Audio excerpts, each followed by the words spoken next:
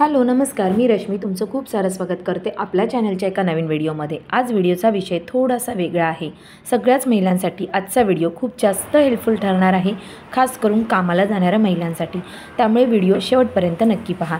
ज्या कोणी working woman असतील त्यांनी सुट्टीच्या दिवशी अगदी थोडासा वेळ काढला आणि आठवड्याचे नियोजन अशा पद्धतीने करून ठेवले तर सकाळी डबा करतानाची जी गडबड असते आणि संध्याकाळी आल्यानंतर आपण खूप जास्त थकतो आणि मग जेवण करण्यासाठी आपल्याला साहजिकच कंटाळा येतो, तर तो देखील येणार नाही या छोट्याशा तयारीमुळे। तर चला व्हिडिओला सुरुवात करूया।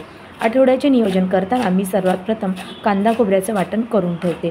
त्याला काळा मसाला सुद्धा म्हणतात बरेच जण। तर त्यासाठी मी इथे 4 मीडियम साईजचे मोठे कांदे घेतलेले आहेत आणि ते असे स्लाइसमध्ये कट करायचे आहेत।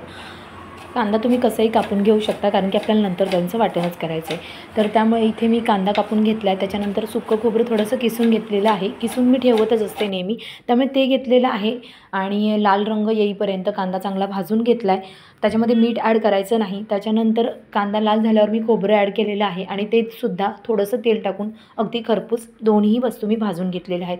खाली काढून घेतल्यात। त्याच्यामध्ये भरपूर असा लसूण टाकलेला आहे, अद्रक टाकलेला आहे आणि कोथिंबीर धुवून ती सुद्धा भरपूर ॲड केलेली आहे। आणि लसूण आणि अद्रक टाकल्यामुळे पुन्हा आपल्याला जर कोणती आमटी करायची झाली, कोणती भाजी करायची झाली तर पुन्हा वरून नंतर त्यांना लसूण आणि अद्रकची पेस्ट ॲड करण्याची आवश्यकता नाही, कारण की या मसाल्यामध्ये आपण सगळंच ॲड केलेलं असतं। त्यामुळे मग हे वाटण थंड करून घ्यायचं आणि अगदी बारीक असं वाटून घ्यायचं। इथे बघू शकता मी अगदी बारीक वाटून ठेवलेलं आहे आणि हे वाटण भरून तुम्ही फ्रीजमध्ये ठेवू शकता। आरामशीर तुम्हाला 8 दिवस पुरेल, म्हणजे कामावरनं आल्यानंतर तुम्हाला घाई होणार नाही। अगदी कडधान्यांच्या पातळ आमट्या या एका वाटणामुळे तुम्ही फटाफट बनवून रेडी करू शकता। कडधान्य आपण कुकरला उकडून हे वाटण ॲड करून काही मसाले ॲड करून 10 मिनिटात तुमची पातळ आमटी रेडी होऊ शकते।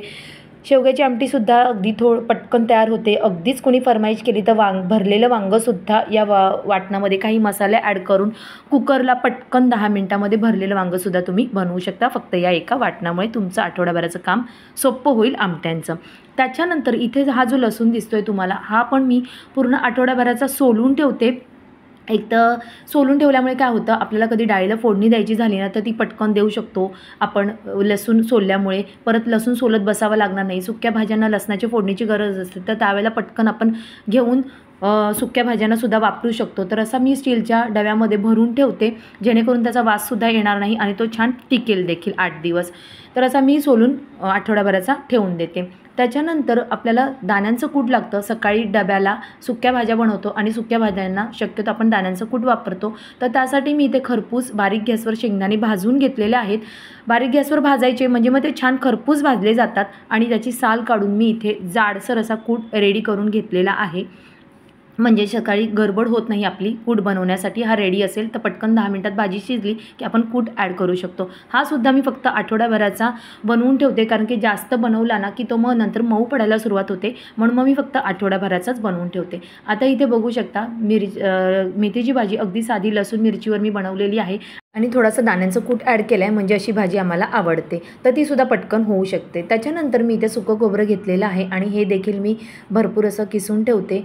सुकं खोबरं हे किसून झाल्यानंतर मी एअरटाईट कंटेनरमध्ये भरते आणि फ्रीजमध्ये ठेवते, म्हणजे ते सुद्धा महिनाभर खराब होत नाही।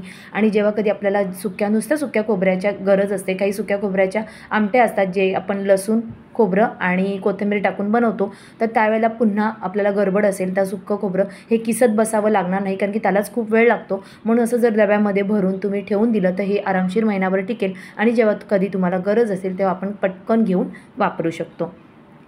तर हे एक मी करून ठेवते।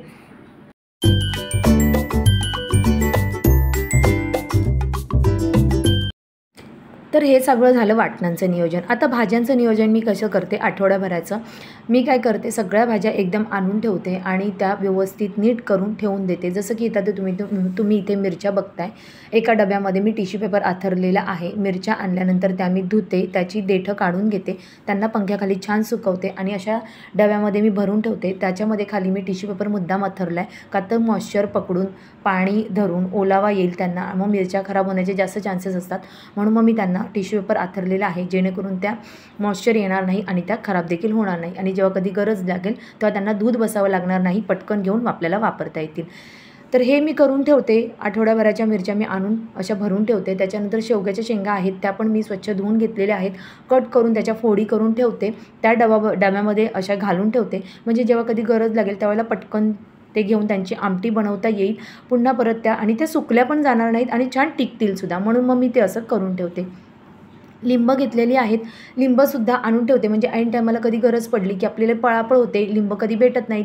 मग अशी आठवडाभराची आणून ठेवली की ऐन टायमाला जेव्हा कधी आपल्याला गरज लागते लिंबाची तेव्हा पटकन घेऊन वापरता येतील. पुन्हा ते व्यवस्थित डब्यामध्ये घालून ठेवते, म्हणजे ते फ्रीजमध्ये छान असं 8 दिवस टिकतं.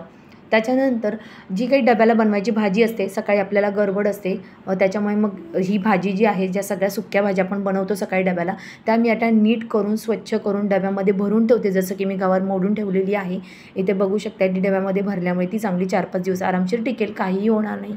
त्याच्यानंतर घेवडा बघितलेला आहे. हा घेवडा छान मी मोडून ठेवून छान मोडलेला आहे. त्याच्यानंतर तो सुद्धा पिशवीत घालून मी ठेवून देणार आहे. त्यालासुद्धा 3 ते 4 दिवस आरामशीर काहीही होणार नाही, म्हणजे जेव्हा कधी मला गडबड असेल सकाळी घाईची त्यावेळेला पटकन त्याला फोडणी देता येईल अशी तयारी केल्यामुळे. पालेभाज्या ह्या जास्त टिकत नाही, त्यामुळे मी जशा लागेल ना तशाच घेऊन येते आणि पटकन करून टाकते. 1 ते 2 दिवसामध्ये पालेभाज्या मी ह्या करतेच, त्यामुळे मी जास्त आणत पण नाही.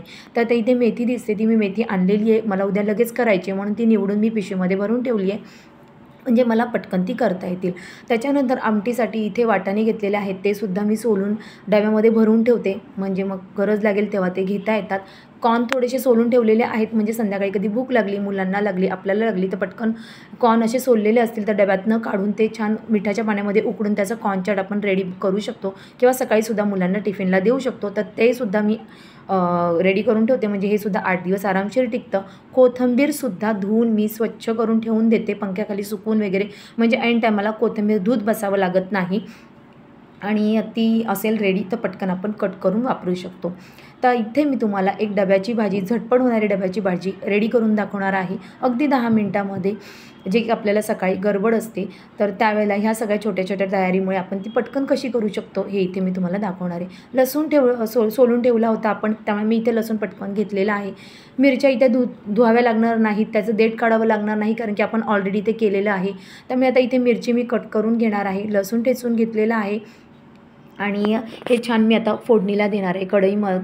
कढईमध्ये तेल गरम केलेलं आहे, त्याच्यामध्ये लसूण मिरचीची मी फोडणी दिलेली आहे. थोडंसं हिंग टाकलेलं आहे, थोडंसं जिरं टाकलेलं आहे आणि हा जो घेवडा आहे तो धुवून मी ॲड केलेला आहे. त्याच्यानंतर याच्यामध्ये चवीनुसार मीठ टाकले, मिक्स करून घेतलेलं आहे आणि झाकण ठेवून याला 10 मिनटं मी वाफेवर शिजवणार आहे. घेवडा हा अगदी पटकन शिजतो आणि इथे बघू शकता शिजल्यानंतर दाण्यांचं कूट रेडी असल्यामुळे मी पटकन इथे दाण्यांचं कूट ॲड केले. भाजी सुक्की करून रेडी झालेली आहे. टिफिनला अगदी 10 मिनटात सुक्की भाजी. तर आठवडाभराचं नियोजन अशा पद्धतीने जर तुम्ही करून ठेवलं ना, तर तुमचा पुढचा आठवडा अगदी सहज सोपा आणि निवांत जाईल. तर चला, व्हिडिओ तुम्हाला थोडासा जरी हेल्पफुल वाटला असेल तर व्हिडिओच्या या मागच्या मेहनतीला नक्की एक लाईक करा आणि चॅनलला सबस्क्राईब देखील करू शकता. व्हिडिओ कसा वाटला मला नक्की कमेंटद्वारे कळवा. आवडला असेल तर पुन्हा सांगते, लाईक नक्की करा आणि चॅनलला सबस्क्राईब अवश्य करा. उद्या पुन्हा भेटूया असाच एका छानच्या नवीन व्हिडिओचं. तोपर्यंत बाय बाय आणि हा व्हिडिओ बघितल्याबद्दल मनापासून धन्यवाद.